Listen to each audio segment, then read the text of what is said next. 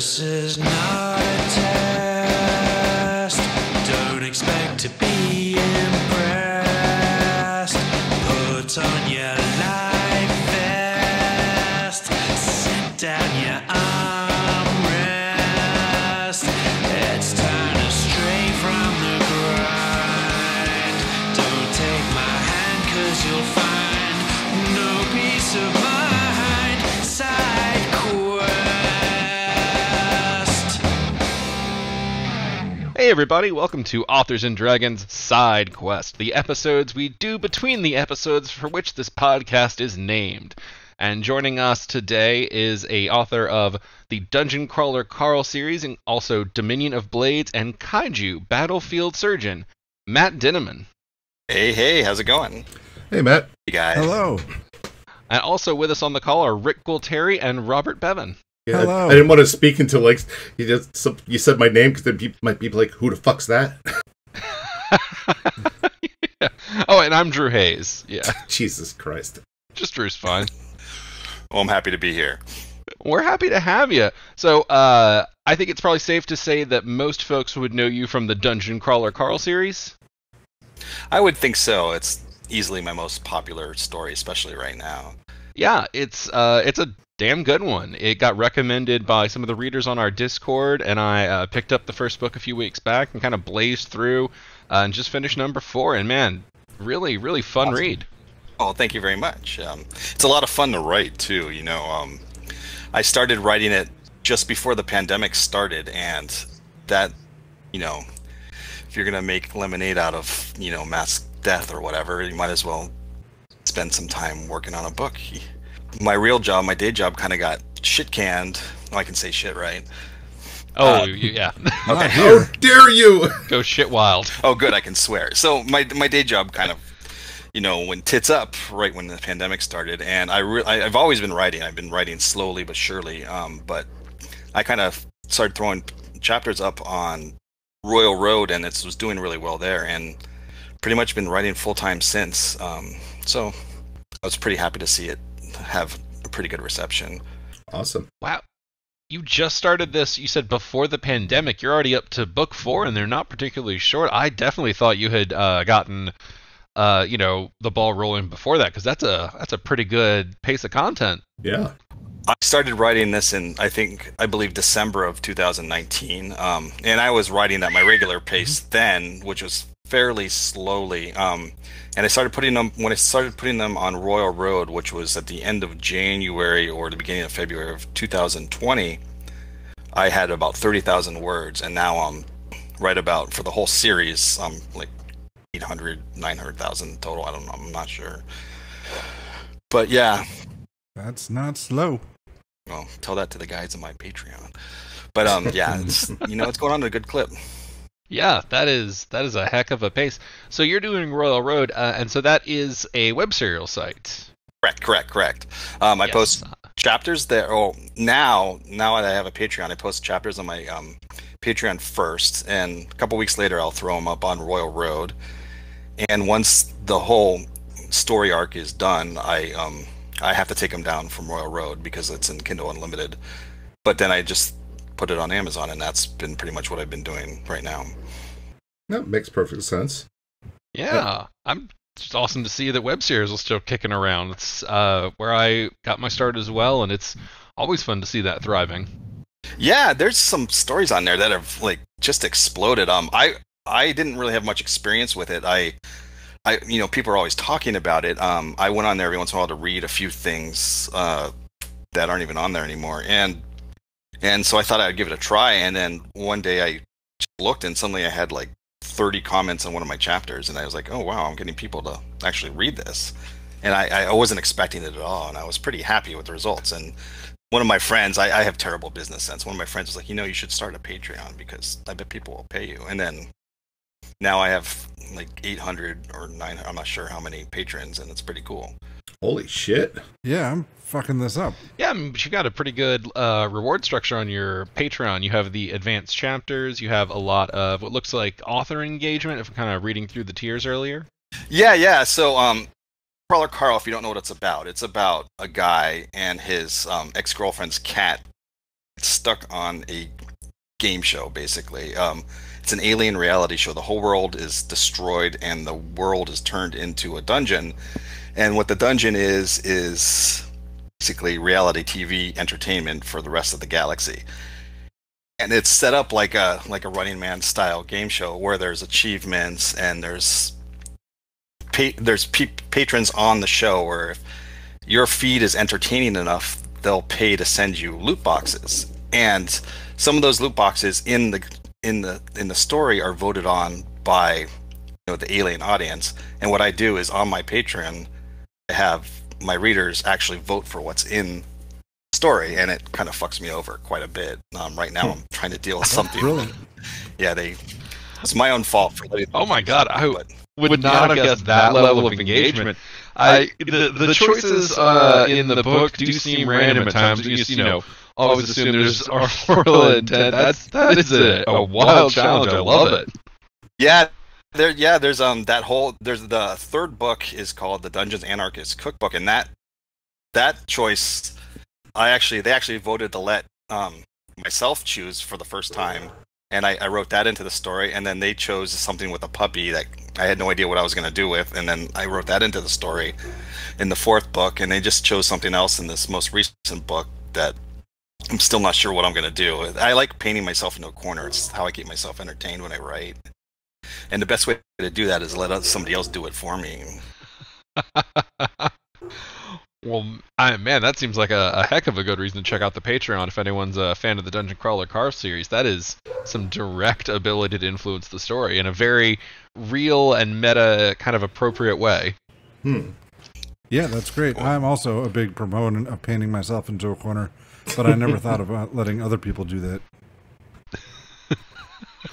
It takes some fortitude. I'm not joking. I was just thinking it keeps the readers on their toes. If I don't know how my characters are going to get out of the situation, they're certainly not going to predict it. Oh, definitely. That's my reasoning. Exactly. I mean, that's some of the fun is they'll pick something, and then I like to see them because they'll talk about on my Discord about how the hell is he going to get out of this one, or what is he going to do. In the most recent one, I actually had a lot of votes, and the two top choices tied, and they're very happy. They said, well, now you have to do both, which is ridiculous. They're both game-breaking things, so I have to figure out what I'm going to do. I still haven't decided yet. Well, that sounds like it's going to be a very interesting thing for Book 5. So if you're kind of moving at that pace, do you expect to kind of keep going where things are right now in the COVID recovery, or are you kind of slowing down and kind of shifting back toward Collageorama, which is your print store? Yeah, so I'm also an artist. Before this started, that's what I did for a living. I designed art prints, and I sold them at cons, and I also places like IKEA and Target and Home Goods buy art from me, and when you walk in, you see that shitty, weird, ugly wall art that you can buy and hang in your wall. That a lot of times some of that's designed by me. Flip it over, my name will be on the back. No, I like to design like silly little animal artwork, and I sell it at cons. I go to cons for a living, and when the pandemic happened, they all got canceled, obviously, and as you guys know, because I know you just had your con. But so I became a full-time writer pretty much because I wasn't doing anything else. But luckily, I've gotten to the point where I can afford to do this full-time. It's great. I spend every day working on it. I have an employee from my other business, and she's kind of taking the helm, taking care of that stuff. So it's really cool. Well, that's awesome, man. Yeah, if I could only do one thing, it would definitely be the writing. But I'm happy I'm able to do both right now. Yeah. So do you anticipate putting all your energy continuing into Dungeon Crawler Carl, or I know you have at least one more series with the Right. Dominion of Blades. I wasn't sure if Kaiju Battlefield Surgeon was a one-off or not. Kaiju is a one-off. Dominion of Blades is a series, and I've only had the first 2 books out, and I plan on finishing it. I anticipate for there to be 2 more books. I'm actually well deep into it. I just, Dungeon Crawler Carl is kind of taking on a life of its own. I wasn't expecting that. I think a lot of writers, a lot of us, we have like a million projects in our minds, and if we could, we would, write a million different things at once, but we simply can't. I can't write more than one book at one time, so that's why I'm putting all my focus on Dungeon Crawler Carl right now. No, it makes sense. You know, you ride that horse. Yeah, that seems wise. I'm looking at your Amazon page right now, and all 5 stars are lit up with over 1,000 ratings. That's phenomenal. Oh yeah, yeah. And I mean, again, I'm still wowed by the pace. I never would have guessed that that's when you started out. So, I guess the question that I know readers who listen will ask is, of course, do you have any sort of timeline you would like to share on the next Dungeon Crawler, Carl? Well, I am probably about on my Patreon. I just posted 2 chapters today. I would say a little less than 3/7 away through the book. I'm not quite halfway there. And if I've been putting them out every 4 months, and so this last one came out July 1st, and I'm not anticipating the book being available by November 1st, but I'm hoping to have it before the end of the year, the next one. I gotcha. So that's still, I mean, that's a great turnaround to go from July to December if you hit that. Oh hell yeah! One thing I like is indeed, yeah. Your Twitter, your background photo is essentially a giant fuck you to yeah. So some dude who gave you some dude bro came in and gave you a 1-star, basically saying, "Well, this isn't traditional family values." Yeah, so I've been writing in the lit RPG space for a while now, but my first lit RPG book was Dominion of Blades, and it's not really a spoiler anymore, but the people wake up in the game in the book and they don't know who they are. They have no memory and they're stuck in bodies, and the main character is stuck in like a male hunter themed body, and is very happy with that body, and slowly begins to realize that they were a trans female before all this happened, female to male. And it's not a huge part of the story. It's probably a whole page worth of text. It's not a story. It's just who the character is. Mm-hmm. And when I first started looking at the reviews, I started getting slammed with 1-star reviews being called a social justice warrior, a woke, all this stuff. And I was actually, astounded by the vitriol. One dude didn't like my book so much, he went on my Amazon page and 1-starred every single piece of art I had, which is over 500 different Amazon items. Good lord! And those ended up getting taken down. But it's nuts. It's just crazy nuts how people get so upset. I would say he needs a hobby, but apparently you are his hobby. Yeah. I mean, if that's the kind of people you're pissing off, then it means you're living right. Hey, right. I mean, I find it endlessly amusing. My wife gets mad, but what are you gonna do? Yeah. I love that. It's like a page of text, you just mention it, and somebody's like, this author is more interested in being an SJW than actually writing good traditional lit RPG. God, people are such dumb fucks. Yeah. So if you go to Amazon and click on the first book, Dominion of Blades, and then just filter by 1-star reviews, you can see some good ones on there. I was just trying to do that. And wait, which book? I was looking at Dungeon Crawler. Dominion of Blades. Dungeon Crawler Carl. Dominions of Blades. Okay. Dungeon Crawler Carl doesn't have any 1-star reviews. Just damn. Fucked up. I think it has a couple, but like after a while, they filter. You can't even find them anymore because it's less. No, than it says it doesn't even link. I think you broke Bob. I wanted to go find some 1-star reviews. I'll try harder for the next one. What 1-star? This book needs a 1-star review. Yeah.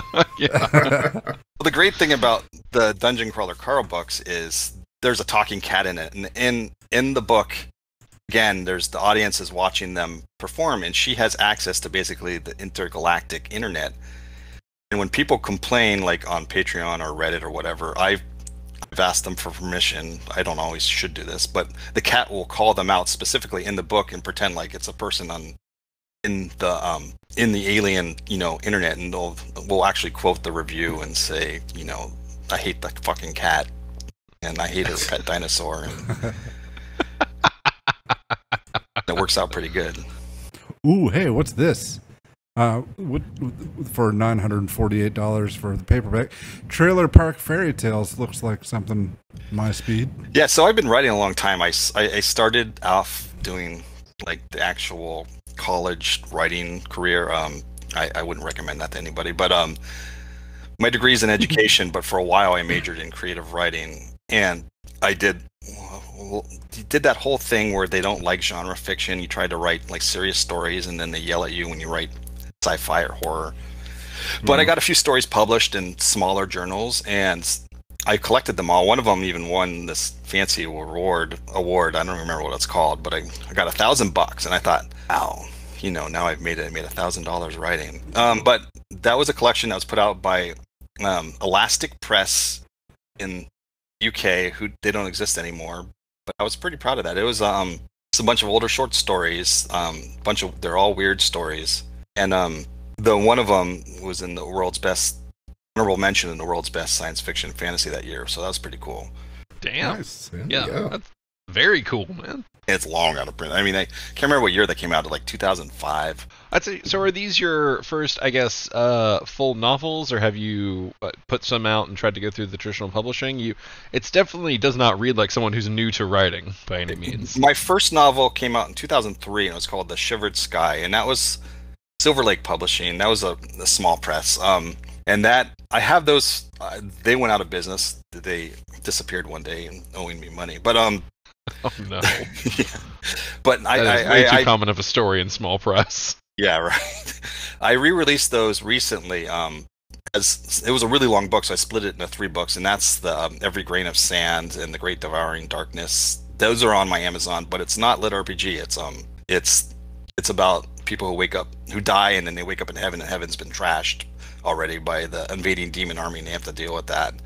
And that was my first book. I was pretty happy with it when it came out. It's kind of cringy now when I read it, but I still really love the story. And then after that, my first love is always going to be horror. That's what I read mostly. That's what I watch. And I consider everything I write to be a horror novel, even if some people say it's humor or whatnot. And in 2013, I had a novel come out called The Grinding, which is a straight up horror novel it's basically about a kaiju monster made out of people that destroys Tucson, Arizona. I hear you on the horror. The only problem is, like, everybody thinks horror and they think Stephen King. They're like, but the reality is horror is kind of a small genre. Yeah. I mean, a lot of these people write these apocalyptic stories, and they kind of ignore the horror of what's happening. There's like children getting trampled by whatever's happening. Anytime anybody has any sort of apocalyptic story and it doesn't deal with the horror of what's happening, I immediately fall out of it. Like the wish fulfillment style stories, which are like really prevalent and popular. It's hard for me to enjoy them, I guess, because of how people ignore what's really happening. And I always want to put that in there to make sure no matter how funny or silly or weird the story is, you have to acknowledge, what's going on. Yeah, you got to have a real characters and real emotions to build off of the funny moments and everything else. Right. Absolutely. So I guess, where did the idea, inspiration, motivation? Well, obviously motivation was concept drawing up. But where did Dungeon Crawler Carl kind of start? Well, I was working on the third Dominion of Blades book, and I had stopped that to write Kaiju Battlefield Surgeon, which is like an in-between standalone book, and that's like a really gory splatterpunk style book. And I wanted like kind of a palate cleanser after that, because that book it's pretty graphic. I wanted something kind of silly and funny, and so I started just writing Dungeon Crawler Carl. I had the idea in my head for a while, of the reality show aspect, and I wasn't really sure where I was going ahead. I don't plot anything out. I write everything. I make it up as I go along 100%. I always kind of have a general idea of how, I might want it to end. I might want to go, but I write to entertain myself. If I know how it's going to get there, then I won't finish, because it's not entertaining to me. I have to entertain myself to write. I'm terrible at like forcing myself to write, I guess. So I wanted something silly and funny, and so I just started working on it, and I have a tendency to fall into kind of grimdark whenever I work on anything too long, and I'm still struggling against that right now. But I'm working on it. Well, that's awesome, man. It seems like you hit the right book at the right moment. Yeah. And I'll say that the covers for Dungeon Crawler Carl, they kind of have a Duke Nukem vibe to them. Right, you know, and they I find that they kind of work against me a little bit. My experience is that people don't like buying humor-based fantasy or science fiction, but they love it once they actually give it a try. And I felt I didn't want to trick people with the cover. I kind of wanted to have the whole feel of the books. And I have a lot of people tell me I didn't read it because of the cover, but now I see it. I see the book. It fits it. I thought it was going to be too stupid or too dumb. You know what I mean? I mean, you guys all write humor-themed books. Oh, yeah. So I've heard the same thing. It's like, dumb. well, Yes. this looks silly, but Amazon recommended enough times and my brain melted, so I was like, what the fuck? right. And then people love it, you know, when they read it. Because I mean, I'm like that too. I honestly, especially with like movies, like if I'm a huge like horror movie fan and sci-fi movie fan, and if it looks too stupid, I won't want to watch it. And then I'll watch something like, you know, like Tucker and Dale versus Eden, and I'll watch it. You know, it's funny, and I'll say, you know, this is the greatest movie I've ever seen. You know, that's how it is with your covers, I guess. It's a hard balance. Oh, yeah, it's like when you write comedy, I think a lot of people look at it and they're not sure is it like Ghostbusters comedy or is it like slapstick Monty Python or so? And yeah, it's a hard sell. Yeah, and you really don't always know what you're gonna get going in. I mean, a very relevant example for us is we had a movie called Carousel that we watched for a segment we do called At the Movies, thinking it would be just, you know, it's like, all right, this will be fun to talk over, and, you know, kind of laugh watch. And genuinely, it was good. We enjoyed the hell out of it. In fact, we're working with the director on an Indiegogo right now to fund a Shingles movie. That's amazing. You know, I haven't watched that. I can picture the poster right now. It's one of those movies that's come up on my recommendations multiple times. I still haven't watched it. Yeah, we genuinely enjoyed the hell out of it. Yeah, I've definitely recommended because I think it fulfills both those buckets where it's horrific, but it's so ridiculous that it's fun. And you gotta love an indie movie like made on the low budget that's like, you know what, we're doing what we can with what we've got, and you're just gonna come along for the ride on some of these effects, and by God, we're gonna sell them. Yeah, leaning into it. Yeah, I like that. Yeah, that's awesome. I've seen a lot of bad absolutely. CG. I'd rather some gooey fake blood. Right. Well, yeah, unfortunately for like every one great indie movie, there's like 10 shark exorcists or whatever, and just God, yeah. The opposite of what we just talked about, Werewolves of the Third Reich. Jeez. What a wasted title. Yeah, we're all still mad about that one. Truly, a movie with like 5 minutes of damn werewolves. Yeah. There is only one sin a movie like that can make, and that's to be boring. And how do you come up with a movie with that fucking title and still make it boring?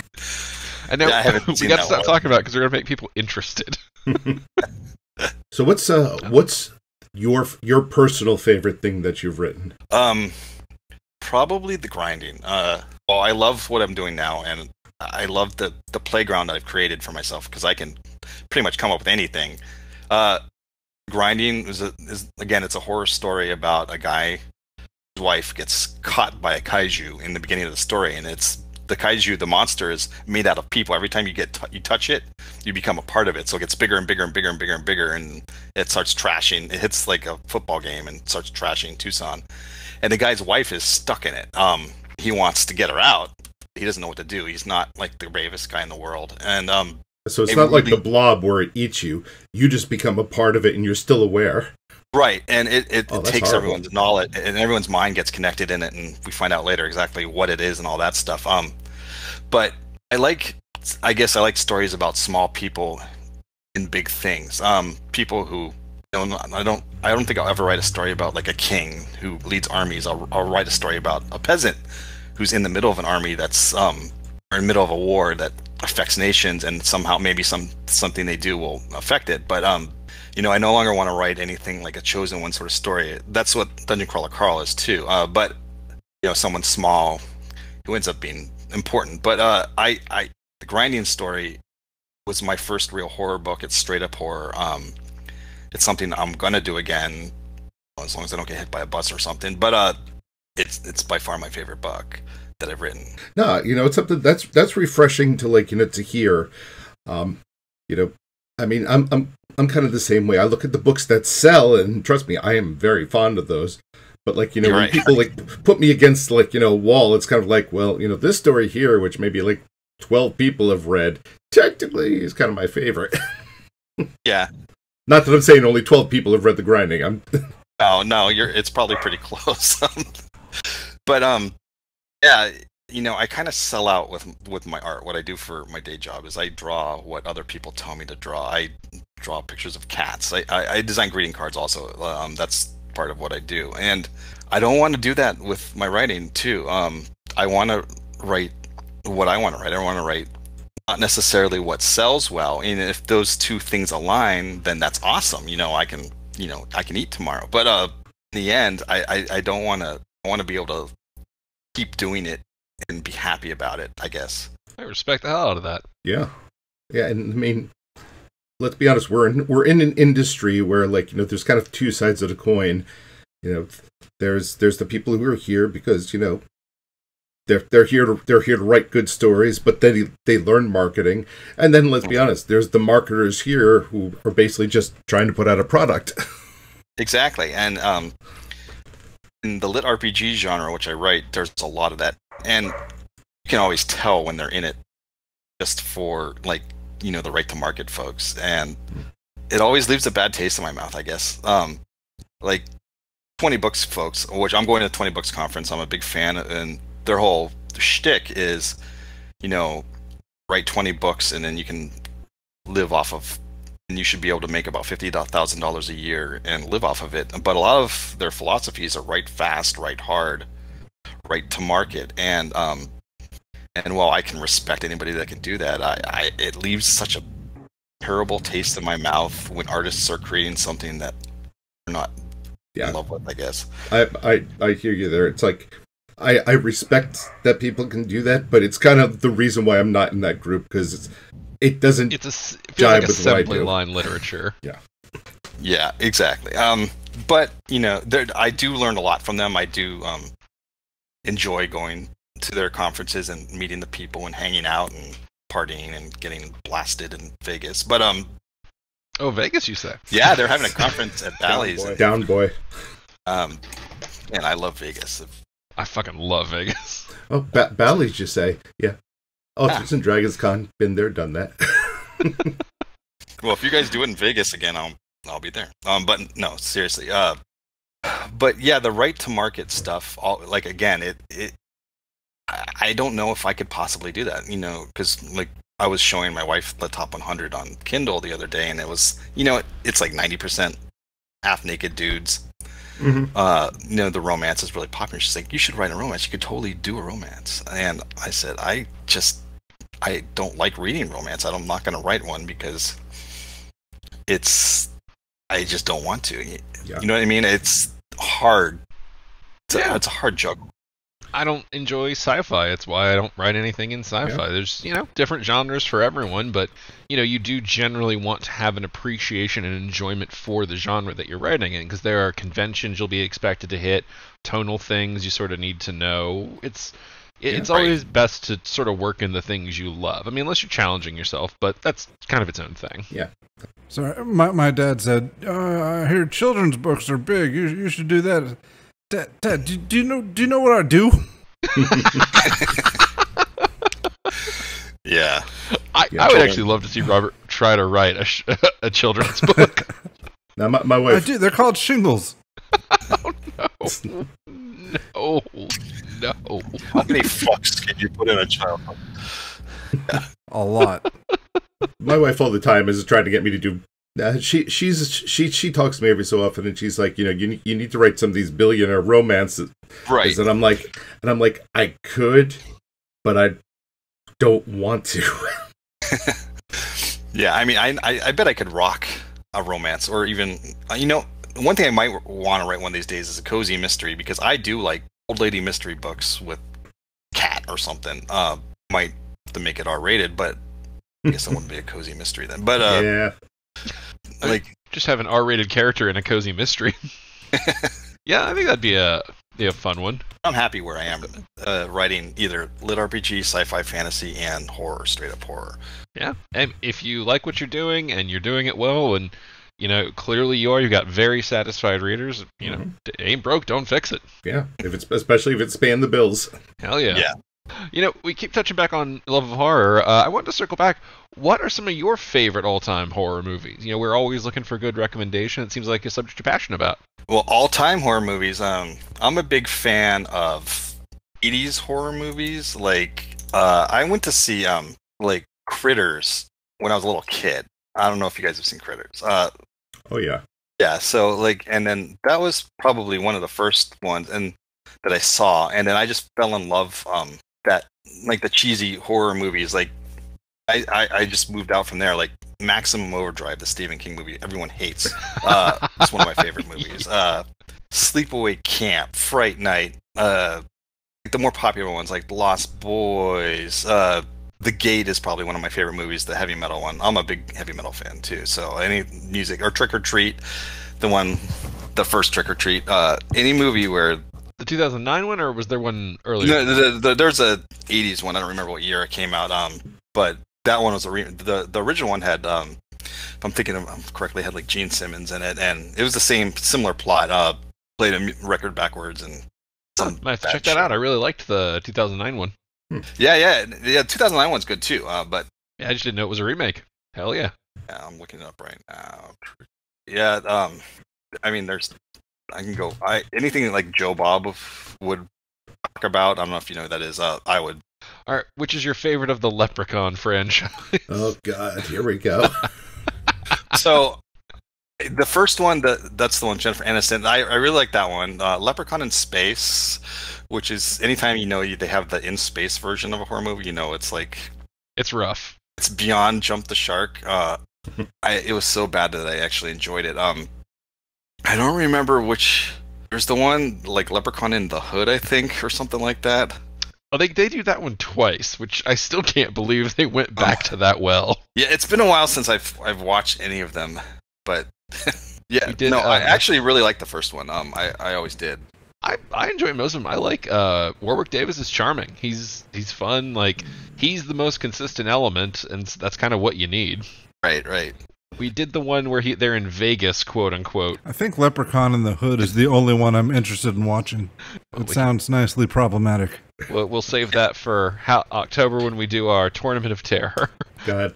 Oh yeah. So like the Leprechaun in Space was actually before Leprechaun in the Hood.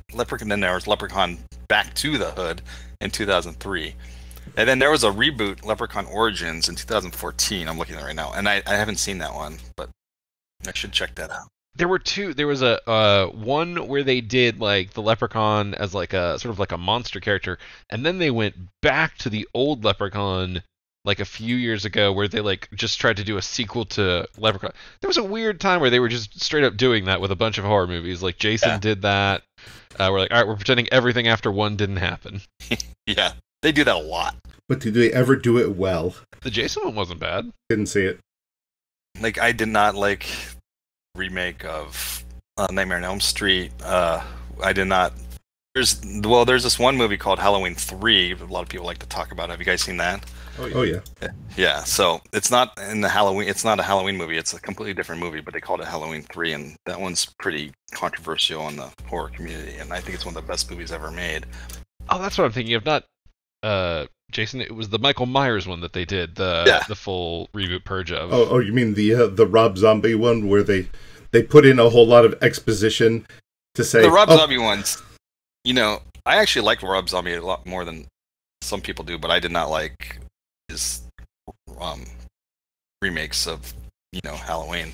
I'm looking forward to his Monsters movie though. We'll see how that goes. Wait, what? He's making a Monsters movie? Yeah, he has always been obsessed with the Munsters, and if you follow his Instagram, they're rebuilding the Munsters house right now, and he's posting the updates of the actual house being built, and I'm pretty excited about it. That one little tidbit has me fully on board for this fucking project. That they're rebuilding the house. That is, and I'm sure they'll some commitment. I can't remember his name, Butch something, the guy who played Eddie Munster. I was at a con once, and I was right next to him, and that dude owns all the original cars that were in the Munsters movie, apparently. Oh my god! And I'm pretty excited that because Rob Zombie, the Dragula, that's the car in one of the Munsters episodes, and I'm pretty stoked that that's going to make an appearance in the movie too. So I can't wait. That is, man, I'm looking forward to that. So am I. We're gonna have to just bring you on and learn all this cool horror shit. So I guess one of the questions we like to, touch on is, so you're doing your Patreon, you have your interaction things, you have your web serial, you have your Collage-O-Rama. Is there any other stream or business or anything you would like to touch on, plug, or just kind of go into? Because it seems like you've got a whole lot of hand in many pies. Oh, not really. Well, I'm in two bands. I play bass in a metal band called Digging for Change, and another video game music themed band called the Heart Smashers. But Digging for Change has a show this weekend at some dive bar in Spanaway, Washington. I don't remember what it's called, but that's what I do for fun. I think I've made maybe like $30 my entire music career, and probably spent $15,000 on musical equipment, but we won't go there. But yeah.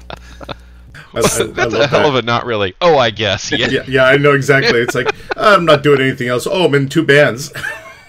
Are you also a neurosurgeon? Yeah. No, I'm terrible at everything else. So As a hobby. I just finished rewiring Jeff Bezos' spaceship there. no, I mean the music is pretty much a hobby. I've been playing bass since I was like 12 years old. I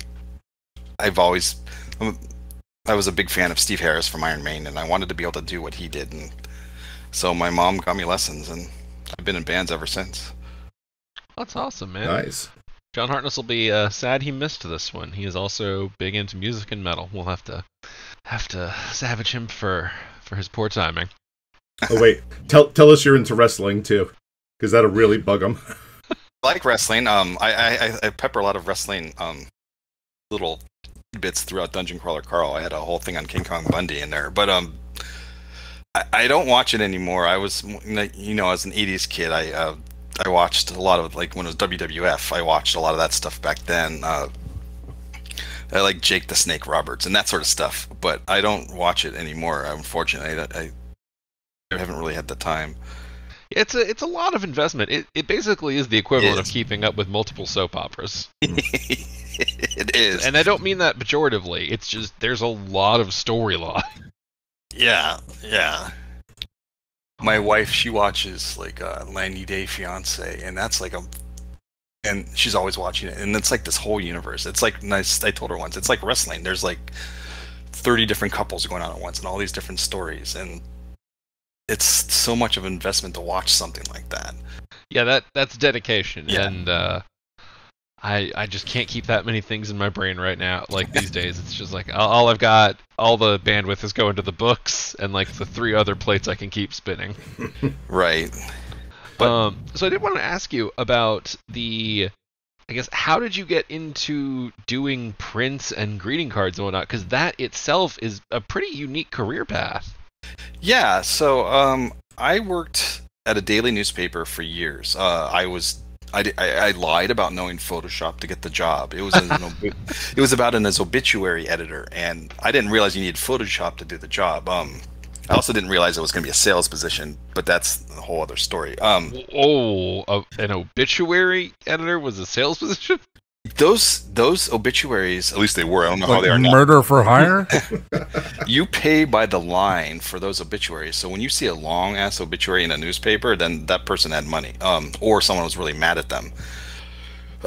But so you have to sell the spot basically. Sometimes the person you deal with the actual funeral home, not the person directly, but I did do that too. And I have all sorts of stories from that. I had people dual obituaries, where the person said one thing and then his mistress said something else. Oh, But to get part of the job was I had to prepare the photograph for it, and sometimes back then, especially in the late 90s when I started doing it, people didn't have photos of themselves. Like the only thing left would be their driver's license or something, and I had to scan it and then correct it in Photoshop. And once I learned how to and I didn't know Photoshop at all, I downloaded a pirated copy and taught myself over the weekend the best I could to get the job. But once I got the job, I started doing more and more and just playing with it, and I eventually got a job in advertising, designing ads in corporate advertising, designing ads for magazines. And while doing it, and I hated that job, but it was a good job. It paid well. I was in a cubicle, one of those things where you wear ties and all that shit. And fuck that noise. But I started designing silly artwork, and one day I eventually started selling it on a site called Etsy. And I didn't have any paper to print it on, and I tried it printing it on recycled book pages. It looked really cool. I started printing them up like that, and then they started selling. And then one day I found out I was the #1 seller on Etsy.com. I became the #1 art seller for years and years and years and years. I'm not anymore. But while I was doing that, I got approached by an agent who does greeting cards, and the artist agents are really similar to book agents, where they'll say so and so wants something like this. Do you have anything like this? And one of their accounts was Paper Chase, which is like the Hallmark store but in the UK, and another one of their accounts was IKEA, and I ended up selling stuff to both. And to this day, you can walk into any Paper Chase store anywhere in the world. They don't really have very many in the United States, but and find anything that looks like it has like dictionary page in the background, and you pick it up, and my name will be on the back. And I sell like, literally millions of greeting cards a year. Jesus. Yeah, they don't even. I don't make as much money as you would think when I say millions of greeting cards, but because the royalties schedule for those Probably not great. It's awful. It's awful. But Traditional publishing. We'll give you 1/100th of a cent for every 1,000 cards you sell. Yeah, it's pretty close to that, but it's not quite that bad. But it's in fractions of cents, which is unfortunate. But that led to a lot of opportunities for me. It made it so I didn't have to work in a traditional job anymore, and I'd been doing that for years and years. And the silly stuff, that stuff that doesn't sell on credit cards. I mean, greeting cards, like stuff like corgi riding a dinosaur or something. I found that people like that stuff, and I started going to conventions and having a booth, like an artist alley booth, basically. And that became my main source of income for years. And it was so much fun. You set up the booth, you meet all the people, everyone's dressed up, and you're sometimes in the smaller cons, you're actually next to the celebrities, and you get to talk to them. And I fell in love with that way of life, and just hanging out in the con circuit and making all my money on Saturday, and then just preparing for the cons the rest of the day of the week, traveling. And it was a lot of fun. And then 2020 happened, and it all stopped. Mm-hmm. Yeah, 2020 was a real 2020. kick in the con balls. Oh, yeah. And 2021 is turning into a sequel. Yeah, it really is. It sucks. I mean, people are so fucking stupid. But we're trying to scrabble our way back. So are you doing cons right now? And I realize this answer might change by the 2 days from now as things are going. But I am. I just did like a small con this past weekend, and it was pretty fun. The lady who played Bonnie Wright, who played Ginny Weasley in the Harry Potter movies, she was there, and she was like right across from me, and I was staring at her the whole time. So that was pretty cool. Lita, the wrestler, she was there. damn. Yeah. The Gustavo from Breaking Bad was there, and The Mandalorian. But that was, there was nobody there, which was unfortunate, but it was fun. I'll be doing Rose City Comic Con in Portland in a month, and I have a lit RPG panel there along with several other authors, like Jay Boyce, who's one of Mountaindale Press's authors, several others, and that I'm looking forward to that. And then I'll be Emerald City Comic Con in Seattle in December, assuming none of this stuff gets shut down. But and that's a huge con. That's 100,000 people or whatever it is. That'll be fun. And my next year is still kind of up in the open. We still don't know what's going to happen. So it's like you said, it's like week by week. Yeah, I mean, like I said, we just threw the A&D Con last week, and honestly, we were talking about if we were, 2 or 3 more weeks out, we don't know if we would have been able to. But I will say for anyone who's in the area, I've been to Rose City and Emerald City, both really great, fun cons. So if you can attend safely, yes, definitely an enjoyable experience. Yeah, come say hello. Yeah, judging by your your large Patreon following and your consistent reviews, you seem to have a very strong, large, and rabid fan base. Do you have like a group of groupies that follow you around to cons? Not yet. I just had my first real con. Since this all started not that long ago, I had. Oh, yeah, that makes sense. Yeah, I forgot that you just started before COVID. I did have a couple people come buy books from me. I've done 2 small cons. The previous one, I had a couple people come buy books from me. I had some guy walk by and then do a double because I have my books on the table. But my booth is mostly art.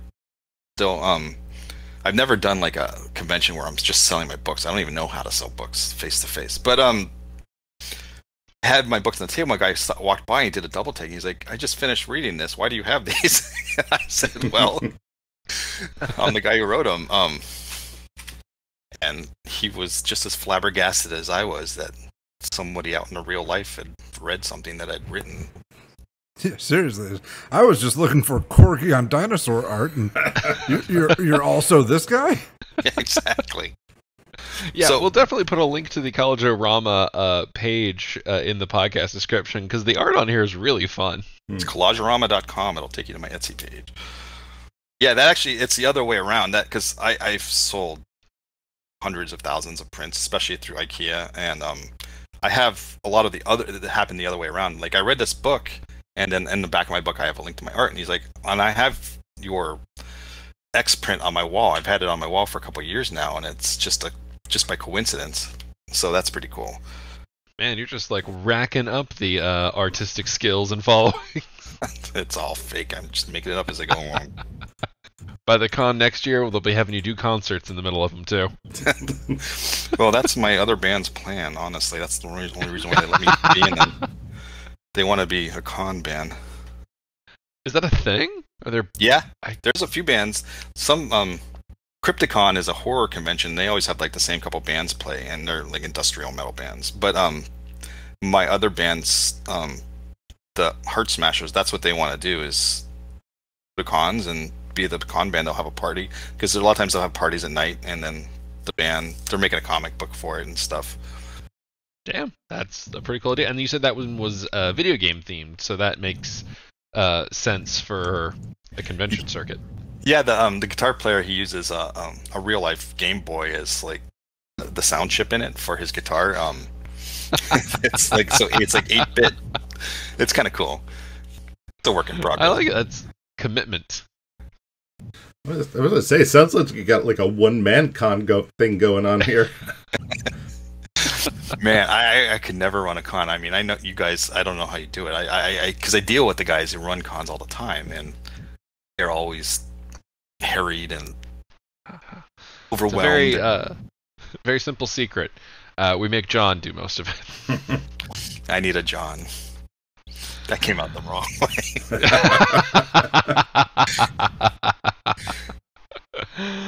Oh man. Well, we are probably coming up on time, but is there anything that you would like to plug or talk about or go over before we sign off for the evening?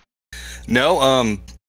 The newest, if you haven't listened to the Audible book, the Jeff Hayes from Sound Booth Theater does the audiobook for Dungeon Crawler Carl, and I think it's fantastic. And a lot of people are waiting for book 4 to go to audio, and we are submitting it tomorrow morning to Audible, and hopefully they'll have it up soonish. By the time you hear this, it may be out. Probably not, but we'll see. So it's coming out any day now, and I'm pretty excited about that because it's book 4 in audio, and it sounds fantastic. He does such a great job, and they are Soundbooth Theaters. Also, I already have my kaiju book is already out on Audible, but they're doing a dramatization of it, a radio play in serial form with a full cast and music and sound effects, and I'm really excited about that too. And that's coming out on the Soundbooth Theater app. But just patreon.com/ I think Dinniman is my Patreon. Check it out, or just Google Matt Dinniman and click on images, and you can see all my artwork or my book covers. That's it. All right, we'll definitely put some links to the Patreon and Collage and everything in the episode description for folks who like the convenient option. But Matt, thank you so much for coming on and taking this time with us, and congratulations on the great success of Dungeon Crawler Carl. I think I speak for a lot of us when I say can't wait to see where things go next. I can't wait either. Also, consider writing an autobiography. You're kind of fascinating, and I'd buy that. I always tell my wife I'm like the most boring guy in the world. I don't know why anybody likes to read my stuff. But I was gonna go a little more grounded than Bob and say, find a Saturday when you're free, and maybe you can join us for one of our ATMs. We could do a horror movie. If you guys want to talk about any horror movie, I will always be. This guy can clearly handle multiple shit. I don't want to put pressure on the poor guy. I'm like watching a movie with this. You're like read an autobiography. Well, join us for the ATM, where we apparently make Matt Dinniman also work on his autobiography, but that'll come down the line. For tonight, thank you all for joining us. We'll be back next week with a regular episode of Authors and Dragons. Until then, bye. Bye. Bye.